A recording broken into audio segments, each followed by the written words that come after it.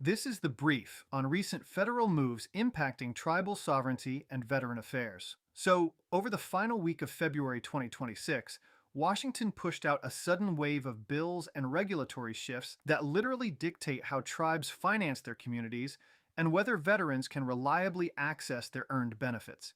First, there's a huge push for tribal tax parity.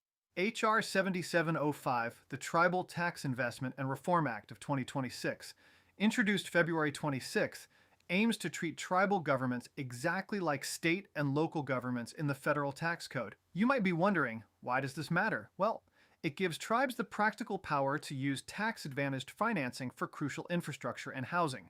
It strips away federal gatekeepers, turning sovereignty into concrete capacity. Second, we've got some serious regulatory whiplash at the VA regarding disability ratings. On February 17th, the VA issued an interim rule altering how medication effects are evaluated.